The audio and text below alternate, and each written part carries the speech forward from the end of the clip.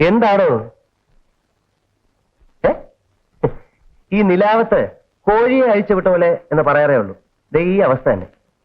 താൻ പതിവില്ല എന്ന് എനിക്കറിയാം. എന്നാലും ശകലം മിനിങ്ങിയോ? നാട്ടിൽ നിന്ന് വന്നൊരു കത്ത് വായിച്ചിരിച്ചു പോയതാ. ഒരു ബിയർ അടിക്കാൻ വേണ്ടി ബാറി കയറി. അപ്പൊ 3 പ്രൊഫസർമാർ ഹോട്ടലിനെ തടയപ്പി. സാറന്മാരെ സൽക്കരിക്കാനുള്ള വക ഉണ്ടായിരുന്നില്ല. അതുകൊണ്ട് ഒറ്റ മുങ്ങല്. ഒന്ന് മതിയാക്കണോ? പ്രേമലേഖനം ആണെങ്കിൽ കൂടി എത്ര വട്ടം വായിക്കാം? പിന്നെ പ്രേമവും മണ്ണാങ്കട്ടെ. നീ ഒന്ന് വായിച്ചോളൂ. നീ വായിച്ചോ, ഞാൻ കേൾക്കാം. ആകാശവാണി രായിരനെല്ലൂർ കേന്ദ്രത്തിൽ നിന്നുള്ള വാർത്തകളാണ് നിങ്ങൾ ഇപ്പോൾ കേൾക്കുന്നത്. വായിക്കുന്നത് അമ്മക്കുട്ടി. 3 ജനനങ്ങൾ, ഒരു വിവാഹം, ഒരു ആത്മഹത്യാശ്രമം എന്നിവയാണ് കഴിഞ്ഞ 3 മാസത്തിനകത്തെ സംഭ്രമജനകങ്ങളായ സംഭവങ്ങൾ. മരിപ്പിക്കുന്നതിൽ വിദഗ്ധനായിരുന്ന ശ്രീ ചാത്തു നായരുടെ നിര്യാണത്തിൽ ജനപ്രതിനിധികൾ ദുഃഖം രേഖപ്പെടുത്തി.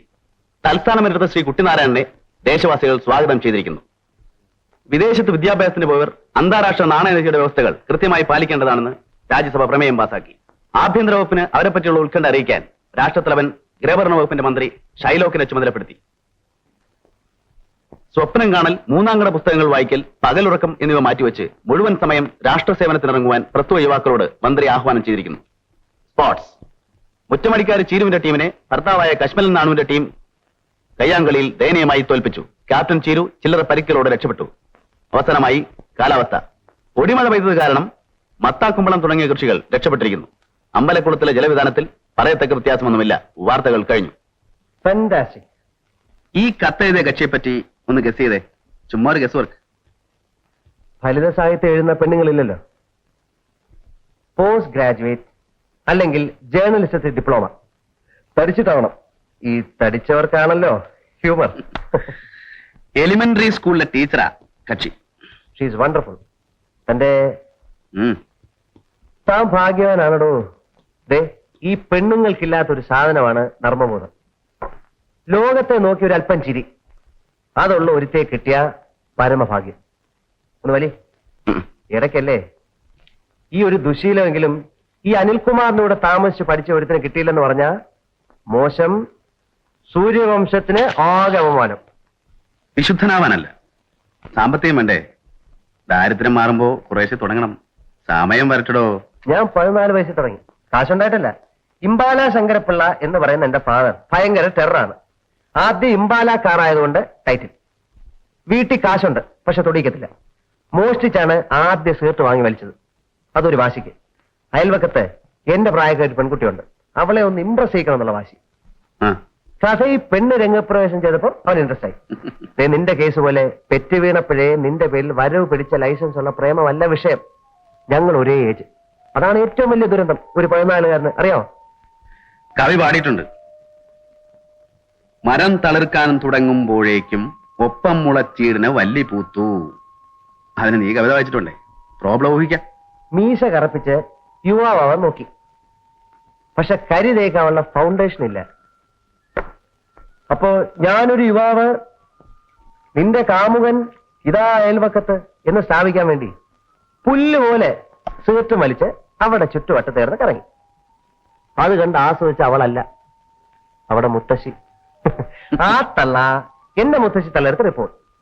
ഫലം ഇമ്പാല ശങ്കരപ്പിള്ള സീമന്തപുത്രനെ ചാട്ടവാറുകൊണ്ട് അഹോരാത്രം ഓമനിക്കുന്നു. ഇപ്പോഴും അയലോകത്തുണ്ടോ കഥാപാത്രം?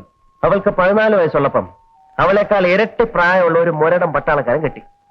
ലോകത്തോട് മുഴുവൻ രോഷം കൊണ്ട് ഞാൻ കല്യാണ വീടിന് ചുറ്റും ചുരമാന്തി കൊണ്ടാടുന്നു. ഞാൻ പ്രേമിക്കുന്നു എന്ന് വിളിച്ചു പറയാൻ ഒരു 16കാരൻ എന്ത് അർഹത? പക്ഷെ അവൾക്കറിയാമായിരുന്നു. കാഫ് ലവ് എല്ലാവർക്കും അങ്ങനെ എന്തെങ്കിലും കാണും ടീനേജില്. അല്ലല്ലോ, അവൾ ഇപ്പോഴും ഉണ്ട്.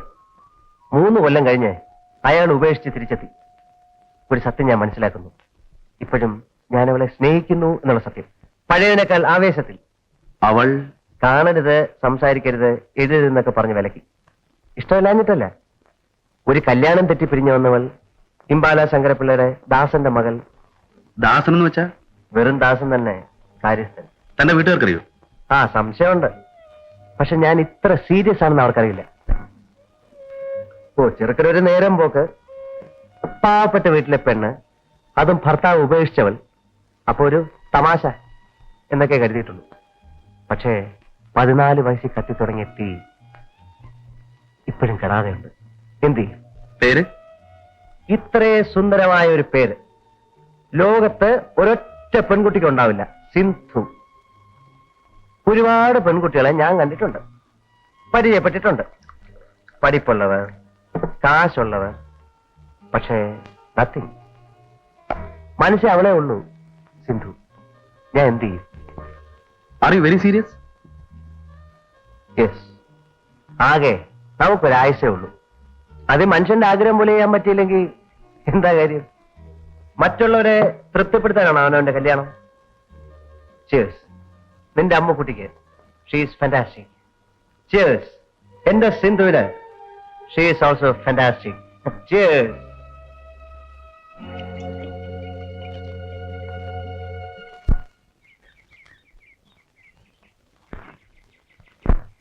അല്ല, രാജേട്ടൻ എന്താ ഒരു കത്ത് പോലും അയക്കാതെ പെട്ടെന്ന്? ഒരു സർപ്രൈസ് ആകട്ടെ എന്ന് കരുതി. അച്ഛനെവിടെ? രാവിലെ ഗുരുവായൂർ പോയതാ. തൊഴുതു മുടങ്ങ് വഴി ആരെയൊക്കെ കാണണമെന്ന് പറഞ്ഞു. വൈകിട്ടെത്തും.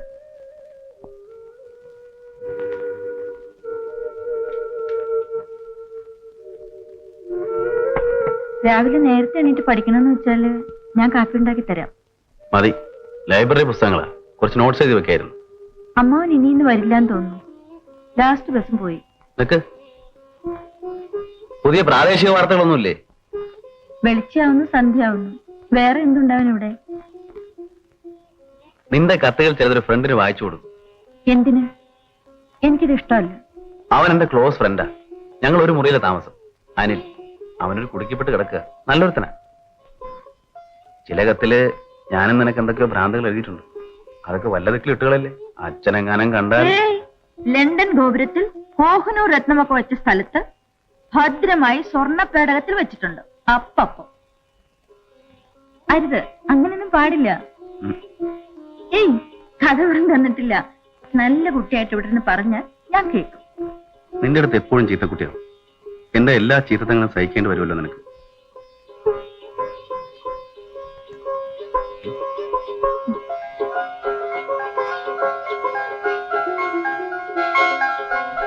അച്ഛാ, നമ്മൾ എപ്പോഴാ പോവാ? നമ്മൾ എപ്പോഴാ പോവാന്ന്? തിരക്കുണ്ടെങ്കിൽ നിനക്ക് അമ്മയോട് പോവായിരുന്നില്ലേ? ഇതൊരു ശല്യമായല്ലോ. ആരെ കൊണ്ടാ ശല്യം?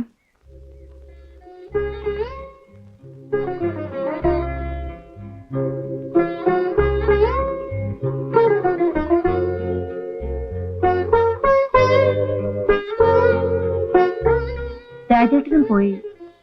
ഇവിടെ ആരും ഇല്ലെന്നാ വന്നാള് പറഞ്ഞത്. ഞാൻ മോനെ കൊണ്ടാണോ അച്ഛന് ശല്യം? നിനക്കെന്നെ അറിയോ? പഠിക്കണുണ്ടോ? First standard. നളിനെ ഞാൻ കണ്ടിട്ടില്ല. അകത്തുണ്ടല്ലോ. വന്നിട്ട് പോയി. എന്തോ അവിടെ ഒരു അത്യാവശ്യം. തിരിച്ചു വരും. വാ.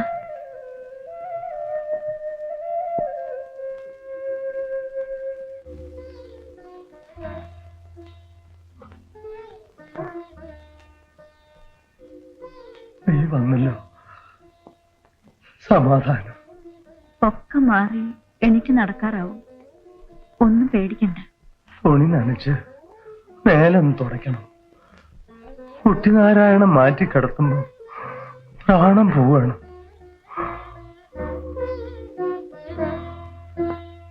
എല്ലാവരും വന്നു, ഹാജര് തന്നു, പോയി. തിരക്കുകാരല്ലേ? എനിക്കൊരു തിരക്കുമില്ല. ഞാനുണ്ടാവും ഇവിടെ. ഉപകാരത്തിന് അവസാനം അവളെ ഉണ്ടാവുള്ളൂ. എനിക്കറിയാം. സമാധാനമായിട്ട് കിടക്കും. ഒക്കെ ഞാൻ നോക്കിക്കൊള്ളാം.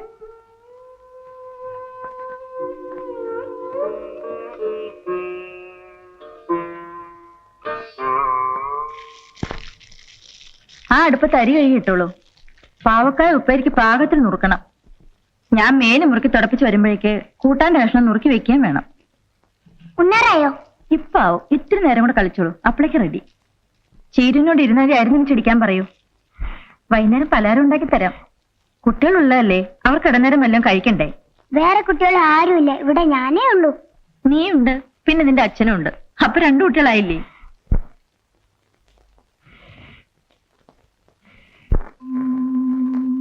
ആ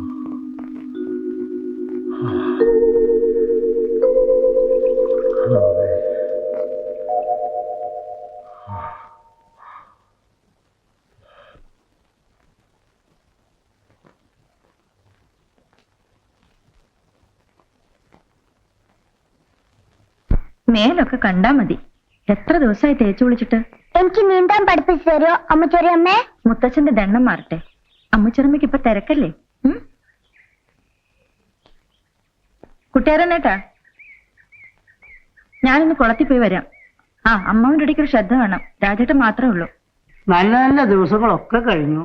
മൂപ്പർക്ക് മരിക്കാനേ ആളുകൾ ഇങ്ങനെ കഷ്ടപ്പെടുത്താതെ അങ്ങോട്ട് വിളിക്കോ ചെയ്യോ? അതും ഇല്ല. ഞാനിപ്പോ എന്താ ചെയ്യ? രാജേട്ടൻ പോകുന്നവരെ വിളിച്ചതും പറഞ്ഞും കേൾക്കാൻ നിങ്ങൾ ഇവിടെ ഉണ്ടാവണം. ഞാൻ എവിടെ പോവാൻ? എന്തെങ്കിലും ഒരു പണി വേണ്ടേ? ഇപ്പൊ വീടുകളിൽ വെച്ചല്ല കല്യാണം, അമ്പലങ്ങളാ. എന്നാ പ്രസവത്തിന്റെ ഒരു റൂട്ട് ഉത്സവം പേറ്റിച്ച് വിളിക്കുക, കണിയാനെ പോയി കൂട്ടിക്കൊണ്ടുവരിക, അങ്ങനെ ഒരു റൂട്ട് ഉത്സവം അതുണ്ടോ? അതൊക്കെ ഇപ്പൊ നേഴ്സിംഗ് ഹോമില്ല. നല്ല നല്ല മരണങ്ങളാശ അതും കഷ്ടിയ. കുറെ കാലത്തിന് ശേഷം ഒത്തു കിട്ടിയായിരുന്നു ഇത്. ഇതാശ ഇങ്ങനെ ഗതി കിട്ടാത്ത കാലാണ് കുട്ടിയെ. വാ മോനെ.